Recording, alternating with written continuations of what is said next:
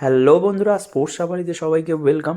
আজকের কথা বলবো মোহনবাগান ভার্সেস বেঙ্গালুরু ইন্ডিয়ান সবথেকে বড় ম্যাচটা, যেটা এই মুহূর্তে আইএসএলের সবথেকে বড় ম্যাচ, সেটা নিয়েই কথা বলবো। তো ভিডিও খুব ইন্টারেস্টিং হতে চলেছে, স্কিপ না করে সবাইকে ভিডিওটা দেখার অনুরোধ রইল। আর তোমরা যদি আমার চ্যানেলে নতুন হয়ে থাকো তাহলে প্লিজ চ্যানেলটাকে একটা সাবস্ক্রাইব করে দেবে, ভিডিওটা ভালো লাগলে একটা লাইক করে দেবে, আর বন্ধুদের সাথে শেয়ার করতে ভুলবে না। তো চলো ভিডিওটা শুরু করা যাক। আজকে প্রথম থেকেই মোহনবাগানের খেলা বলবো, যেটা মোহনবাগানের ছন্নছাড়া ফুটবল, মানে কারোর পাসিং ঠিক নেই, সবাই যেন হঠাৎ করে খেলা ভুলে গেছে কীরমভাবে খেলতে হয় বেঙ্গালুরুর বিরুদ্ধে, যে বেঙ্গালুরুকে এতবার হারিয়েছে, আই লিগ বলো আইএসএল বলো, যে কোনো জায়গায় ডমিনেট করে। মোহনবাগান নাম শুনলেই যে বেঙ্গালুরু ভয় পায়, সেই বেঙ্গালুরু আজকে হঠাৎ করে এতটা সাহস কোথা থেকে পেলো? বেঙ্গালুরুকে দেখলাম যে পাসিং ভালো করছে, ফার্স্ট হাফটা পুরোটাই ভালো খেলেছে বেঙ্গালুরু, জাস্ট একটা দুটো চান্স ছাড়া আর কিছু সেরকমভাবে মোহনবাগান ক্রিয়েট করতে পারেনি। অপরদিকে বেঙ্গালুরু কিন্তু যথেষ্ট পরিমাণে ভালো খেলেছে। ফার্স্ট হাফের লাস্ট মিনিটের কাছে, মানে এক্সট্রা টাইমে সুনীল ছেত্রী ওটা কোনোভাবে ভুল যদি না করে গোলে ঠেলতো, তাহলে মোহনবাগানের এই খেলায় কপালে অনেক দুঃখ ছিল। তো আলটিমেটলি দেখা গেছে যে বেঙ্গালুরু ভালো খেলেও এই ম্যাচটা হেরে গেছে। এটা মোহনবাগানের ক্ষেত্রেও হয়েছে, যেটা জামশেদপুর ম্যাচ।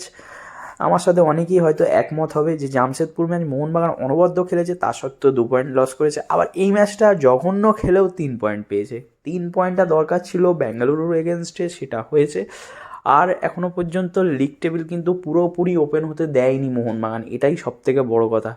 তো সেকেন্ড হাফে আলটিমেটলি খেলাটা প্রথম দিক থেকে একটু ধরতে শুরু করে, আস্তে আস্তে মানে ভালো খেলতে শুরু করে।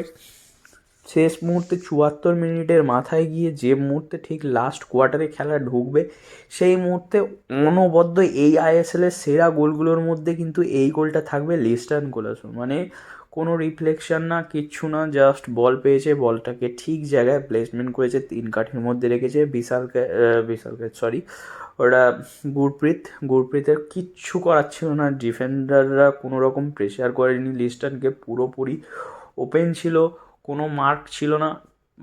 তো সেইখান থেকে লিস্টার্ন একদম পুরো পারফেক্টলি গোলটা করে গেছে। আর এটা মানে এরকম গোল দেখার জন্যই আমরা বসে থাকি। তো আলটিমেটলি খেলাটা বেঙ্গালুরু কাঁটা মানে উপড়ে দেওয়ার পরে প্রতিশোধ নেওয়া হয়েছে, সেটা হতে পারে 1-0, কিন্তু ওরাও 3 পয়েন্ট, আমরাও 3 পয়েন্ট, এটাই সব থেকে বড়ো কথা। আর এখন গোয়ার থেকে আপাতত 7 পয়েন্টের আবারও ডিফারেন্স হয়ে গেছে। একটা ম্যাচ যদিও গোয়া কম খেলেছে, কিন্তু ওদের তো খেলে জিততে হবে, ওদের এখনও অ্যাওয়ে ম্যাচ অনেক বাকি। মোহনবাগান সেদিক থেকে অনেক বেশি অ্যাডভান্টেজ। আর মনে হয় সিলটার খুব কাছে চলে এসছে। যদি কোনো কারণে তীরে এসে তরি না ডুবে, এবছরও লিগের সিল্ড মোহনবাগানের হাতেই থাকবে, একদম 100%। তো সবাইকে জয় মোহনবাগান। তোমাদের খেলা কেমন লেগেছে তোমরা কমেন্ট করে জানো। আমার এই আজকের দিনে মোহনবাগানের খেলাটা মোটামুটি খুব খারাপ যে লেগেছে তাও না, কিছু সেকেন্ড হাফটা ভালোই লেগেছে। আর মিস করছিলাম সাহাল আব্দুল সামাদকে, যার ক্রিয়েটিভ। আর আরেকজনের কথা বলতে ভুলে গেছি, যে হচ্ছে আশিক কুরুনিয়ান, চোট থেকে সবেমাত্র ফিরেছে। তার খেলাও কিন্তু যথেষ্ট ইম্প্যাক্টফুল লেগেছে, হোল্ডিং করে খেলার চেষ্টা করেছে। তো মোটামুটি সব কিছু ঠিক আছে। মলিনাকে নিয়ে এখন কিছু বলবো না। মলিনা 2 ম্যাচ ড্র করার পর এমনিতেই অনেক কথা শুনেছে, তো এতটা হাইপার হওয়ার মনে হয় না কিছু ছিল। তো আলটিমেটলি সব কিছু ঠিকঠাক, এইভাবে 3 পয়েন্টটা আসলেই হবে, আর কিছু দরকার নেই। আর ক্লিন সিট রেখেছে মোহনবাগান, ব্যাস, আর কিছু চাই না। তো আজকের মতন জয় মোহনবাগান।